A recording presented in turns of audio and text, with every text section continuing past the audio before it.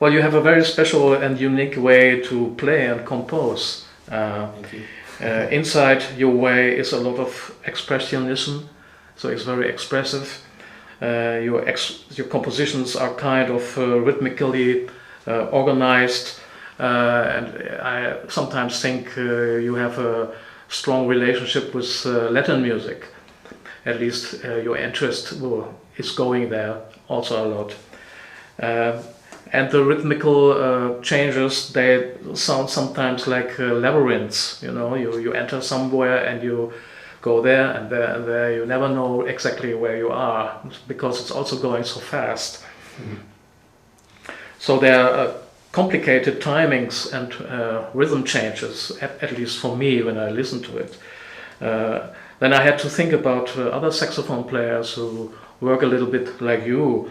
Like David Binney, even they are playing alto saxophone most of the time, or Steve Coleman and Greg Osby, and also Mark Turner. And of course, Wayne Shorter. Mm-hmm. You told me that you like his way of composing very much. Yes. Can you tell me how you learned to play and compose like you do, and who influenced you the most in your way? And how can you learn to be inside a composition like you do? Well, that's also a big one and interesting one actually, which takes me to think like for me one of the most important things in music is rhythm, and when I compose that's what I'm trying to bring. It's not that I'm just thinking, okay, I will do this song in this kind of odd meter or whatever, or this musical key. It just comes, you know, it just comes. And I think it's a challenge, speaking of the fact that my instrument is a difficult one to be played in time, you know, like you first gotta articulate what you play and then it sounds. It's not like a guitar or piano. I mean, those instruments also have their challenges, of course. I mean, but saxophone is one of those instruments that you have to be a little bit over rhythm to be able to be precise and stuff. And that's a thing that I like. And the way of composing comes a lot from modern jazz music. Like, there's tons of names I could tell you, but the first one that really got into my heart, like deep, was Abishai Cohen. I was amazed by him, and also afterwards many people like Tigran Ambrosa came here, and but I just cannot say one, you know. Maybe Abishai was the first one, and then some other people, and I'm also trying. Besides this complexity in rhythm, I'm also trying to make it sound organic and make it sound melodically easy for people. Like, maybe it's really complex and sometimes you cannot know where we are, but at the same time I try the tunes to be really melodic so people can like them after all, you know. Like, I try this mix between, or balance between complexity and easy listening for the thing. But yeah, some of them are difficult, and I'm also trying to challenge myself when I compose things. You know, like, even if something is composed and I want to add a part so it's more complex and we have to study and we have, because after all it's about learn things, you know, and develop things, make things sound organic and work on them, and I like that also. I like challenges. Okay, well, interesting for me is that you often play very beautiful melodies in your compositions. Where do they come from, these melodies? They come from my influences from soul music, from pop music, very melodic stuff, you know, like George Benson or people like I don't know, Nirvana or Radiohead. There's tons of influences, but that's what I was saying. I tried those melodies to be, you know, cantabile and melodic to people, for people to be heard, and you know, so they don't get bored, or you know, I try this balance always. Yeah, and can you tell me also why melodies are important for you? Well, first of all, because I'm a melodist, which is yeah, important, and also because I think if a song can be sung by people, or cannot be easily recognized, or at least the main part of it, or the part with more, let's say, intensity, I think that then the song becomes a little bit you know, too much, heavy, let's say. Of course, I'm speaking of my music genre, you know. There's other tons of music genres, you know. For instance, I could not remember a whole symphony, because I never did that, you know. I wasn't listening so deep to that music, for instance, you know. But I can remember many other stuff, you know, but always because they're melodic in a way. Not even, I mean, even if it's free jazz or whatever, there's always a melodic point for me, or at least what I try to find. Yeah.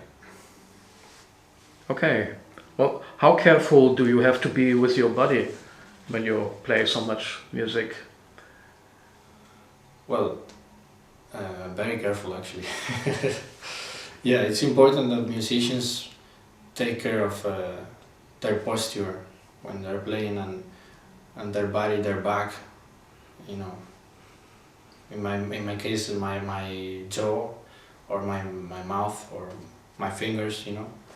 It's really important, and that's why I'm wearing this weird thing, you know, plastic Robocop thing.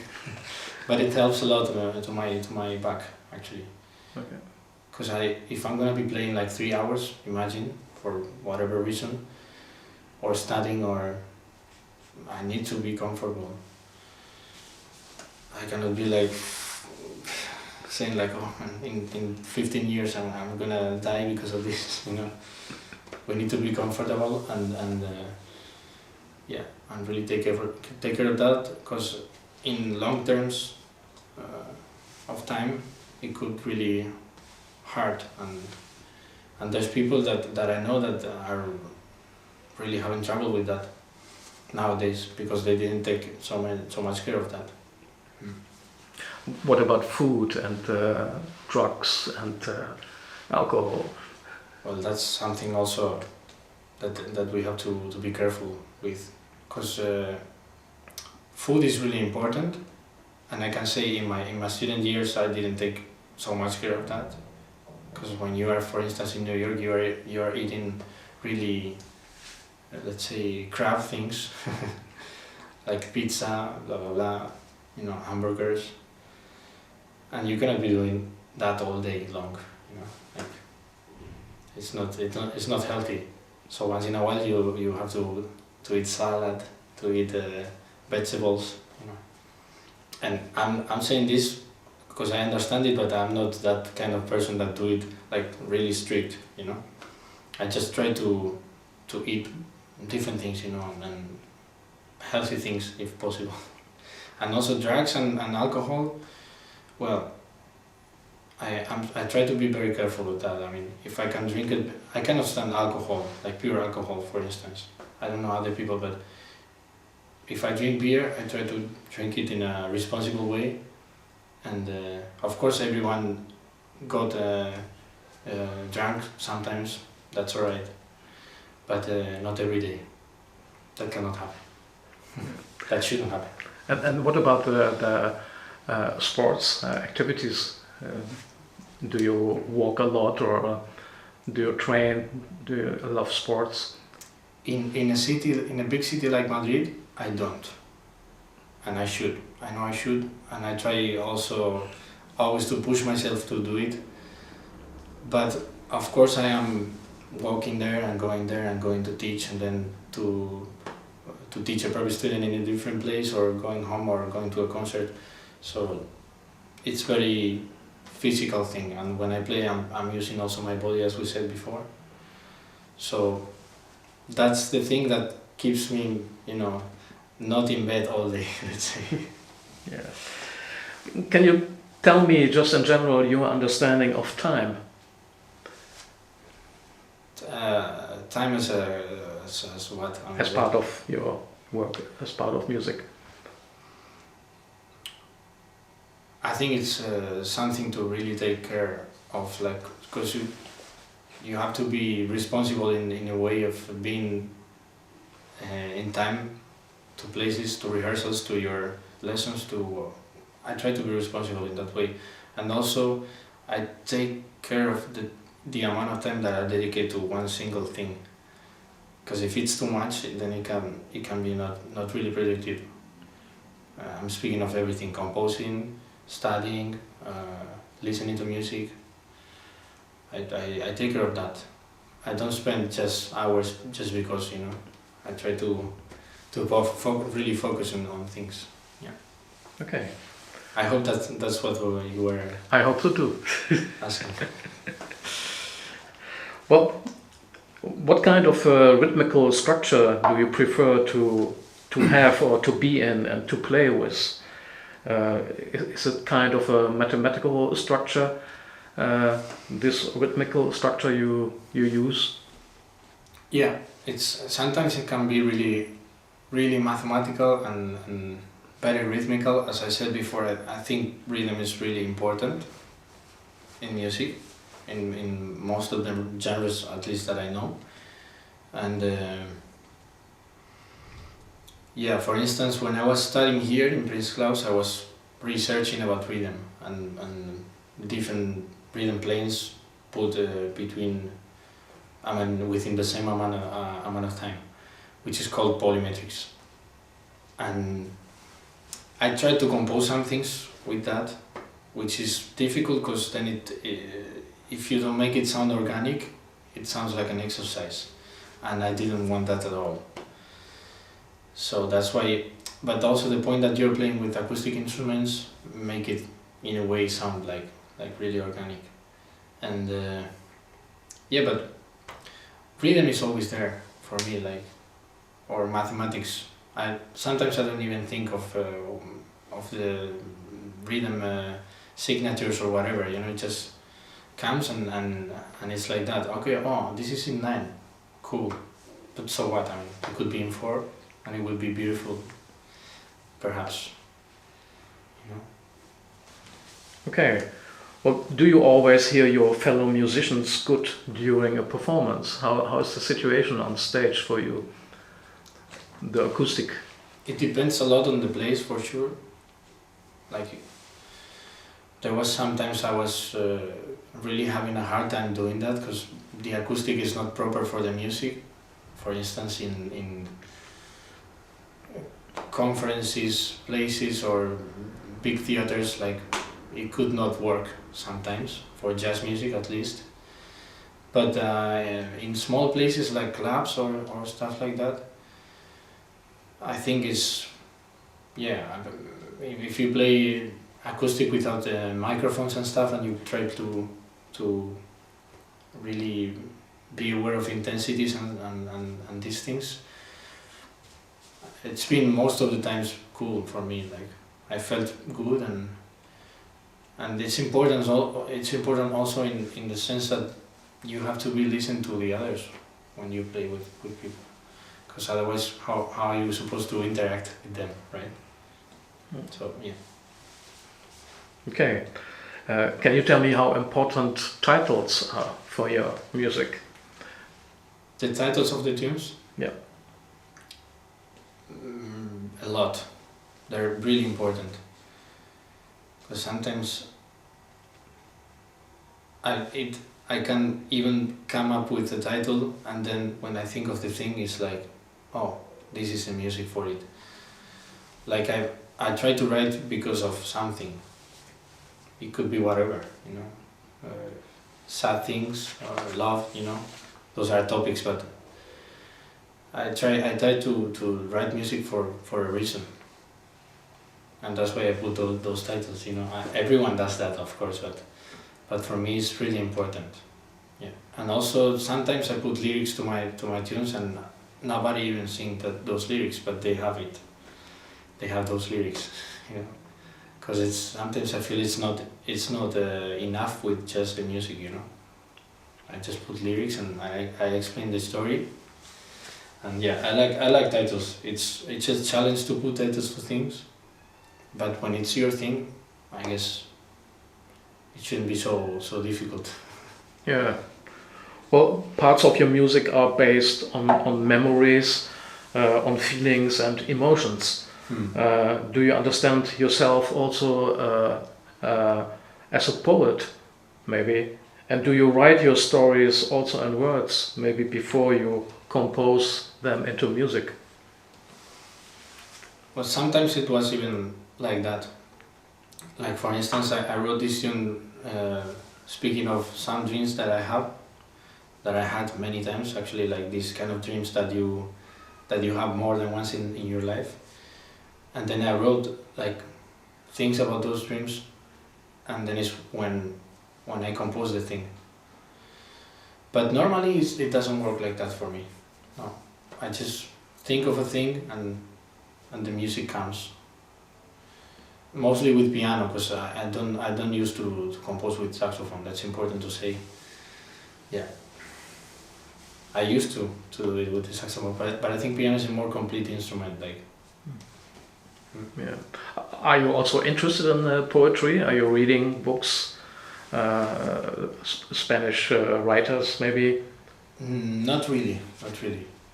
Maybe I should, because there's beautiful stuff. I was playing many time with a singer-songwriter from my hometown. He's called Javier Eijado, and he showed me really nice stuff, and we were playing together, and I learned many things from him, like oh, look at this guy, how he writes and stuff, and that was super interesting. But I didn't dig it so much, you know, let's say. Yeah. Maybe I should. There's so many things to do.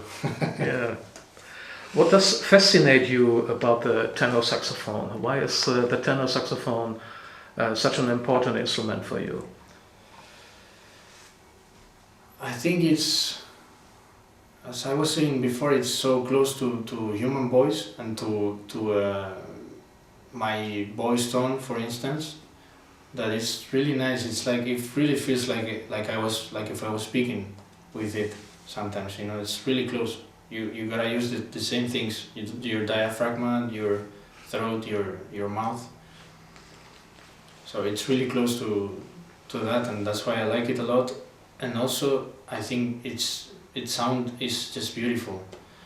I mean, when I listen to whatever person playing that instrument, it's like, it's just beautiful. And that's why I like it a lot. I started playing saxophone because my father had one at home. That's one of the main reasons also. Because before I was playing drums. But then saxophone just got into my life, and I really liked it, and I started liking it more and more. Yeah. Okay. Well, when you play, sometimes suddenly you stop playing, making a noise as if you were in the middle of a conversation, and you need to say something extra, and then you continue again. Can you explain what's happening then while you play? Well, I think that's you know, when you play and you're in this ecstasy moment and in really intense moments that the music can bring to the thing.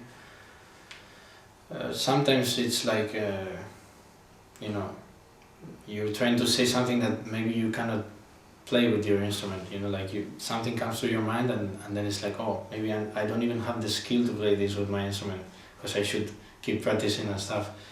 And then it's like this ecstasy moment where you, for me it's like this, where when you try to say something but it doesn't arrive yet to the thing, so it's like, oh, you know, it can happen, happens sometimes. But it's also beautiful. It is part of the music. It is. And in my case, it's like just scream sometimes.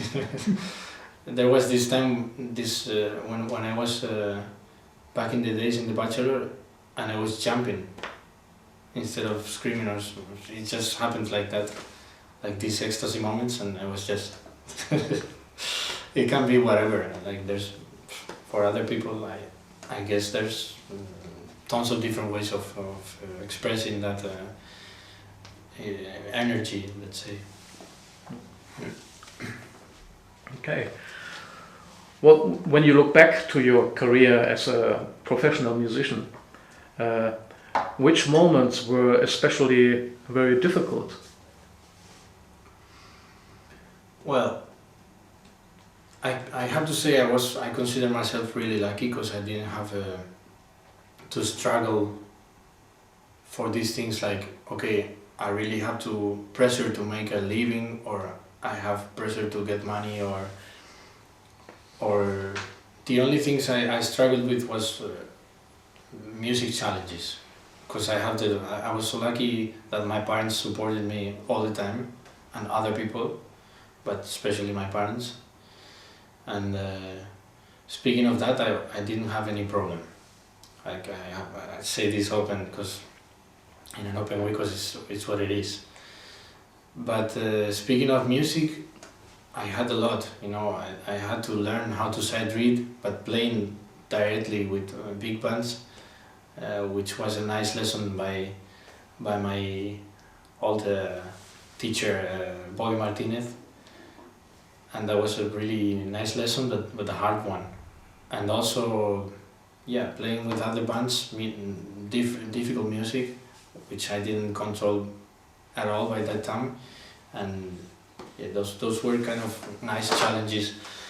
And also when I went for the first time to New York, and I was in Manhattan school, I felt like, man, I'm not anybody anymore. Like, your ego just goes away, and you're like, I have too many things to learn. Like, you go down and you're like, I should practice. So those are the hardest moments, I think. But I think everybody had some of those during their professional career, you know. Okay, well, thank you for being that open. Yeah. Well, do you also integrate a general message into your music? And if so, which is that? What do you want to say with your music? Well, I want to say so many things. But if I can say something, it's like, perhaps no matter how difficult is the music or how hard is it to play it, the point is to share it with other people, which is why I think I'm playing music and what I think that music should be for. To share it with people, not even with musicians, with everyone. And that's the main thing I want to express. Like, music is for everyone. Like, at least when I play with other people, I try to be like embracing everyone that wants to come and play. Mm-hmm. Well, what do you find in music? Is there something you are dreaming of, what you want to reach, maybe, in the future? Well, for me, the fact that I'm playing music and I'm being able to record my own music and to play with people that are my friends is really a real goal that I was searching for. But also, of course, I mean, I have let's say idols that I would really like to play with. But if that doesn't happen, nothing happens. You know, I'm not gonna be sad or depressed.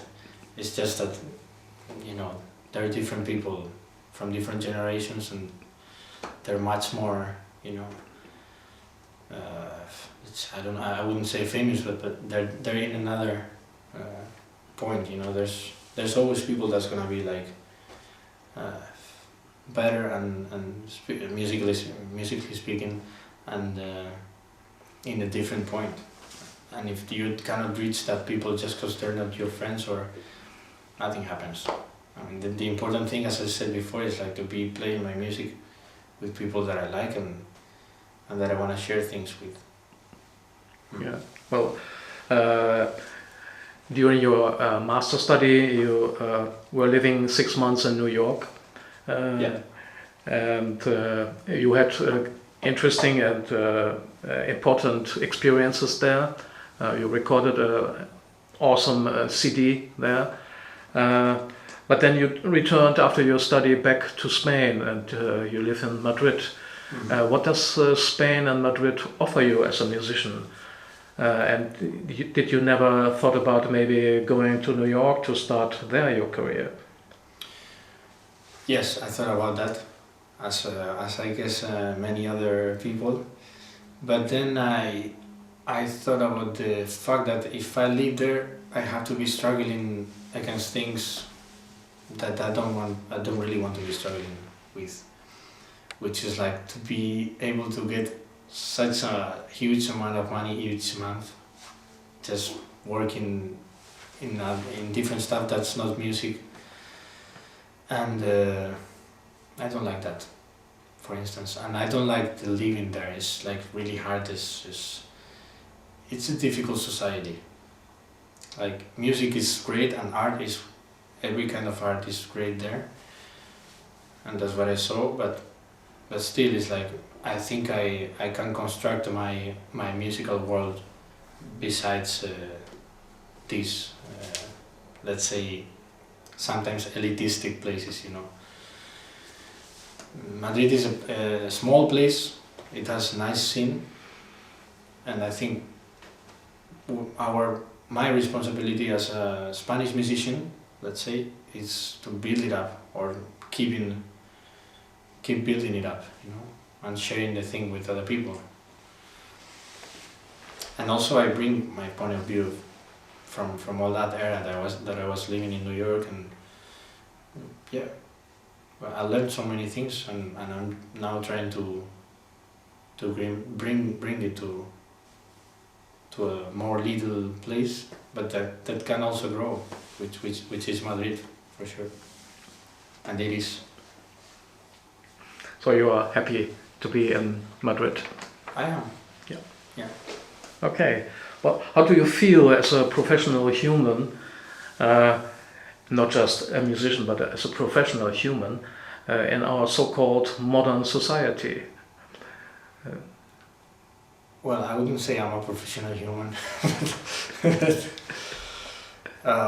What do I feel?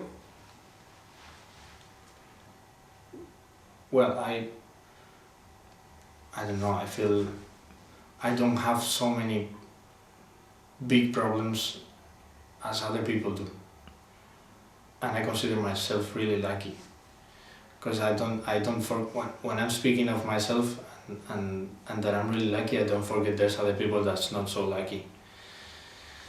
And the pity is, like, after all, what I think is that it's not our responsibility to make that change, you know, because people who have power are the ones who have that responsibility, in my opinion.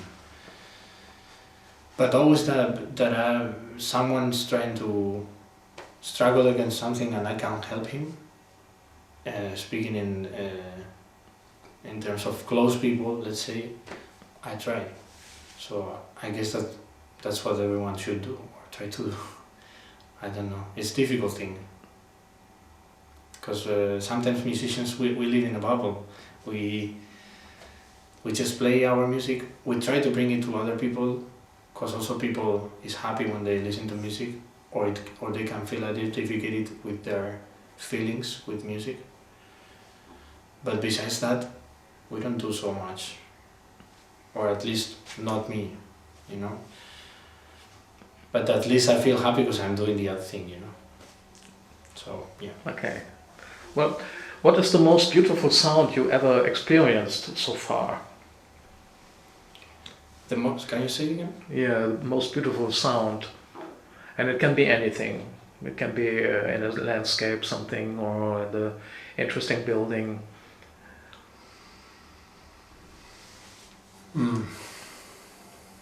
Wow. So many. I think I just couldn't say one only moment. But especially when, yeah, when there's another instrument that is playing something melodic with me, and yeah, I think I'm really redoing this one, because I guess you mean in general, not only playing, right? It doesn't matter. What comes up is okay. Okay. Yeah. Yeah, I think when someone's playing with me and it fits, like the tones of the instruments fit, then it's really beautiful, and then the music comes up inside your body, and that's cool. And also in many concerts I felt like, and I've seen such great concerts like Paco de Lucia or Ambrosia Kimosir, and then you feel like, wow, beautiful.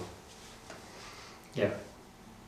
But I couldn't just say one, because I don't even remember. I said there has been so many situations that have been really, really nice.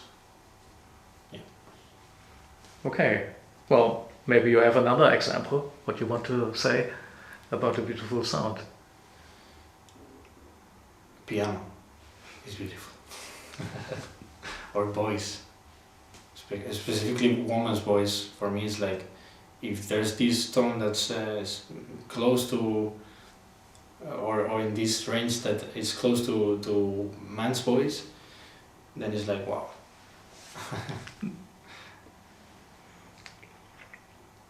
Well, how do you compose, and do you also experience sometimes difficulties in the process of composing? Maybe you follow a ritual,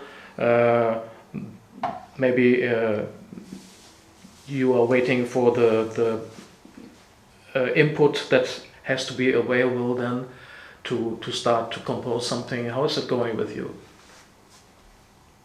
I think it's difficult because we tend to do same things always, and now what I'm trying to do is not to do the same that I was doing when I was composing another tune.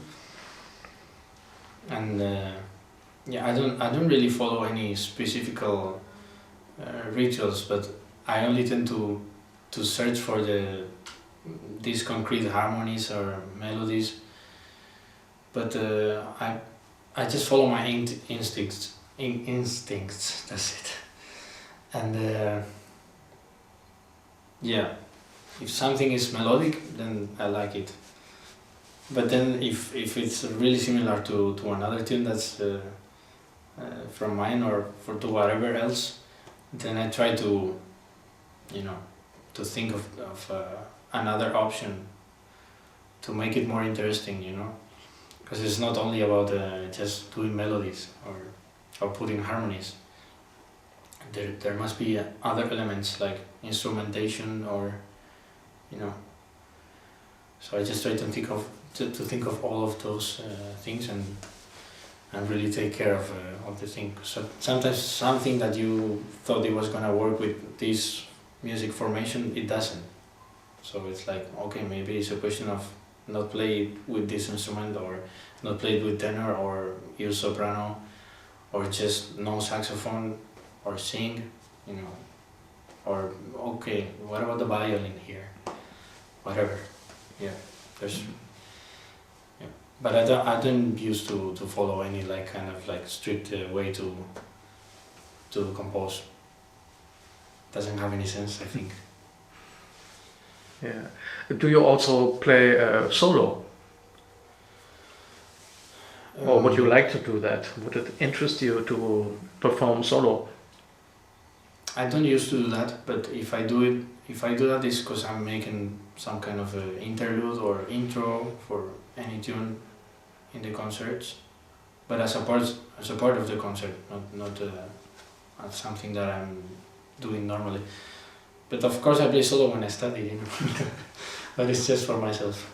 People cannot see it or listen to it. Yeah. Yeah.